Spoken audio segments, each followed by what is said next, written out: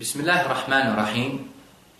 Elhamdülillahi Rabbil alemin. Hamdan kesiran tayyiban mübarakan fihi. Allahumma salli ve sellim ve barik ala abdika ve rasulika Muhammed ve ala alihi ve men istenne bi sünnetihi ila yevmiddin. Əmmə ba'd. Böyük şirklə kiçik şirkin fərqi hardadır? Onu izah eləmək istəyirəm. İnşallah,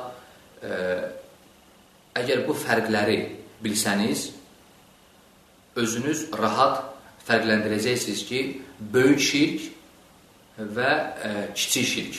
Yəni, bizim əlimizdə var böyük şirk, var kiçik şirk. Nədir bunların arasında fərq? Furuq. Yəni, nə kimi şeylərdə fərqlənirlər? Yoxsa eynidirlərmi? Yəni, böyük şirklə kiçik şirkin fərqi. Və səhih odur ki, yəni şək yoxdur ki, bunlar fərqlənirlər. Böyük şirklə kiçik şirk eyni deyil. Lakin hardadır fərq? Yəni, nədir fərq? Alimlər, elm əhli deyiblər ki, böyük şirklə kiçik şirkin 4 böyük əsas fərqi var. Və sən bu 4 fərqi bilsən, artıq özün fərqləndirəcəksən böyük şirkdən kiçik şirkin fərqini. Ən birinci fərq odur ki, böyük şirk insanı, yəni sahibini İslamdan çıxardır. Yəni o insan İslamdan xaric olur. Böyük şirk edən İslamdan çıxır. Amma kiçik şirk edən İslamdan çıxmır. Yəni o insan hələn İslamdadır. Amma böyük şirk edən İslamdan çıxır. Bu ən birinci fərqdir. İkinci fərq, böyük şirk insanı əbədiyyən cəhənnəmdə saxlayır. Yəni, böyük şirk sahibi heç vaxtı cəhənnəmdən çıxmayacaq, əbədiyyən. Amma kiçik şirk sahibi əbədiyyən cəhənnəmdə qalmayacaq. Kiçik şirk sahibi əbədiyyən cəhənnəmdə qalmayacaq. Və bu ikinci fərq. Üçüncü fərq, böyük şirk insanın bütün əməllərini puç edir. Yəni, insan, misal üçün, müsəlman neçə il ibadət edir, illər və sonda şirk üzərində ölərsə, böyük şirk üzərində ölərsə, bütün əməlləri puç olur. Amma kiçik şirk insanın bütün əməllərini puç etmir. Bu da üçüncü fərq. Sonuncu fərq, dördüncü fərq, böyük şirki Allah təbaraka və teala bağışlamır. Yəni, böyük şirk bağışlamır əbədən. Amma kiçik şirk bağışlanır. Nə mənada? İndi bunu izah edəcəm, inşallah aydın olacaq. Alimlər ixtilaf ediblər. Kiçik şirk Allah subhanahu və teala'nın istəyi altına daxil olur, yoxsa yox? Və necə bilirsiniz ki, yəni əhl-i-sünnə və cəmaədə müqarrar olan, yəni dəqiq bilinən bir məsələdir ki, Allahın bu ayəsinə əsasən İnna Allaha la yaghfiru an yushraka bihi, Allah Taala özünə şərik qoşanı bağışlamır. Və yaghfiru ma dun zalika limen yasha. Və şirkdən aşağı olan günahı isə istədiyi kəsə bağışlayır. Yəni şirkdən aşağı olan günah Allahın istəyi altındadır.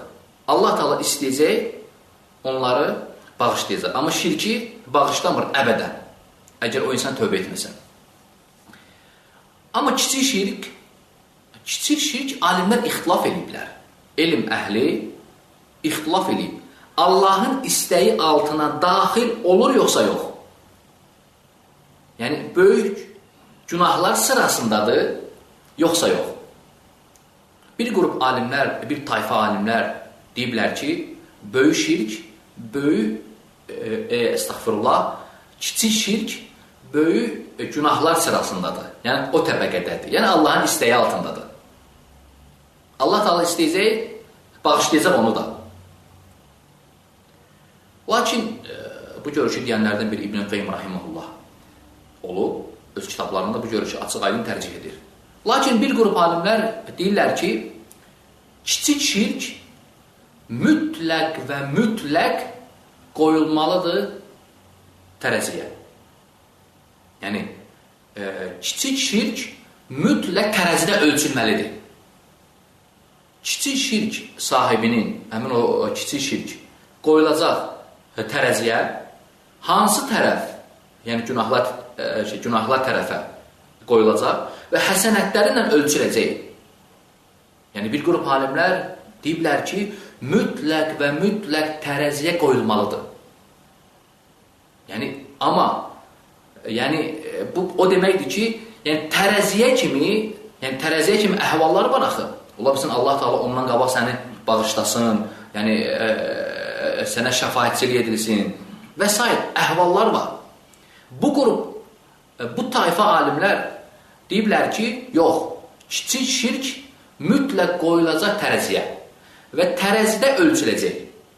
Əgər savablar tərəfi üstələsə həsənətlər, onda bağışlanacaq.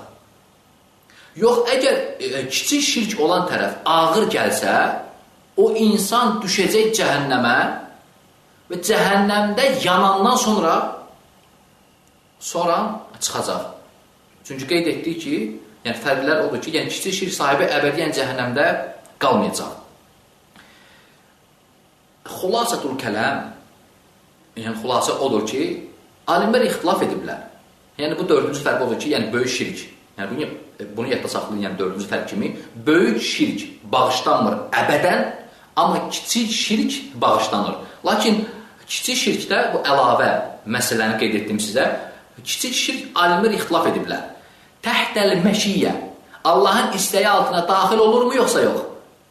Bir qrup alimlər deyiblər ki, kiçik şirk Allahın istəyi altına daxil olur. Bir qrup alimlər deyiblər ki, kiçik şirk mütləq qoyulmalıdır tərəziyə. Hansı üstələsə, şirk üstələsə, yəni kiçik şirk, o adam düşəcək cəhənnəmə, yanandan sonra, təmizlənəndən sonra düşəcək cənnətə. Yəni, son mənzili olacaq cənnət və əgər həsənətləri üstələsə, artıq o insan cənnətlidir. Yəni, tərəziyə mütləq və mütləq qoyulmalıdır.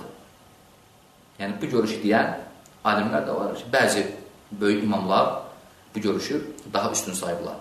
Lakin Allahu ələm mənə gəlib çatana görə kiçik şirk Allahın istəyi altındadır. Yəni, böyük günahlar sırasındadır. Yəni, Allah təbarəkə və teala istəyi altındadır. Allah təala istəyəcək səni heç bir əzab vermədən Allah təbarəkə və teala səni bağışlayacaq. Yəni, Allahın istəyi altındadır. Sonda yenə müxtəsər şəkildə qısa izah edeyim. Ən birinci fərq, kiçik şirk, böyük şirk sahibini İslamdan çıxartmır, çıxardır. Kiçik şirk sahibini İslamdan çıxartmır.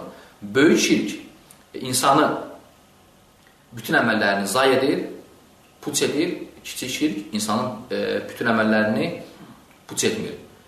Böyük şirk əbədi cəhənnəmdə saxlayır, kiçik şirk əbədi cəhənnəmdə saxlamır. Böyük şirk bağışlanmır, kiçik şirk bağışlanır.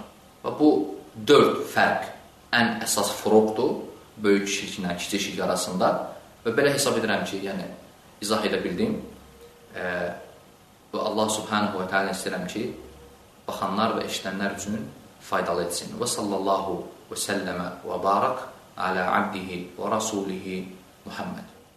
İxlasla.com saytı tərəfindən təqdim olundu.